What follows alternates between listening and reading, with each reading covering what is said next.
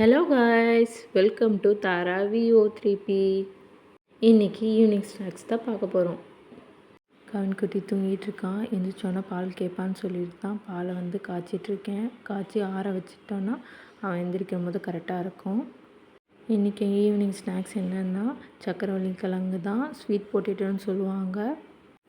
காலையில் sweet potato விற்றுட்டு வந்தாங்க. ஸோ அவங்கக்கிட்ட வாங்கியாச்சு. சரி இன்றைக்கி அவிச்சு சாப்பிட்ணுன்ட்டு கிழங்க 2 or 3 டைம்ஸ் நல்லா வாஷ் பண்ணி எடுத்துக்கோங்க. தேவையான அளவுக்கு தண்ணி ஊற்றிட்டு ஸ்டவ் ஆன் பண்ணிவிட்டு சட்டியை வச்சுருங்க. ஒரு 15 மினிட்ஸில் நல்லா வெந்துடும். இந்த கிழங்கு எனக்கு ரொம்ப பிடிக்கும். பிகாஸ் ரொம்ப ஸ்வீட்டாக இருக்கும். நான் ஸ்கூல் விட்டு வரும்போது பாட்டி அவிச்சு வச்சுருப்பாங்க. அவ்வளோ டேஸ்ட்டாக இருக்கும். வேறு லெவல். வித் கட்டன் சாயா அடிபொலியாக இருக்கும் சாப்பிடும் போதே. நீங்களும் இந்த மாதிரி சாப்பிட்ருந்தீங்க கண்டிப்பாக எனக்கு கமெண்ட் பண்ணுங்கள். ஓகே, கிழங்கு வெந்துடுச்சு. ஸோ அது ரூம் டெம்பரேச்சர் வர வரைக்கும் வெயிட் பண்ணி அதுக்கப்புறம் தான் நான் அதை பீல் பண்ணுறேன். ஸோ அப்படி நீங்கள் டைம் இல்லை எனக்கு சீக்கிரமாக பீல் பண்ணுறதா இருந்தால் அந்த ஹாட் வாட்டரை கீழே ஊற்றிடுங்க. ஊற்றிட்டு நார்மல் வாட்டரை ஊற்றினீங்கன்னா சூடு போயிடும். ஸோ அதுக்கப்புறம் நம்ம பீல் பண்ணுறதுக்கு ஈஸியாக இருக்கும்.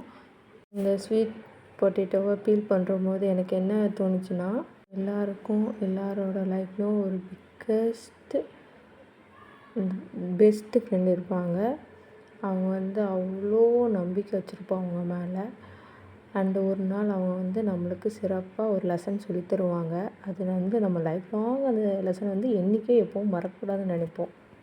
அப்போது எனக்கு வடிவேல் காமெடி தான் ஞாபகம் வந்துச்சு. என்னென்னா, என்ன சோனம் ஒத்தா போச்சா, அந்த மாதிரி தான் இருந்துச்சு அவங்க பண்ணுறபோது. சரி இதுவும் ஒரு லெசன் தான் அப்படின்னு சொல்லிட்டு எடுத்துகிட்டு மூவ் ஆன் பண்ணிட்டு போயிட்டே இருக்கணும். ஏன்னா நம்மளுக்கு அதை விட பெரிய லெசன்ஸ்லாம் இருக்குல்ல லைஃப்பில். எப்போவுமே எல்லாமே பாசிட்டிவாக எடுத்துக்கணும் அப்படின்னு சொல்லுவாங்க.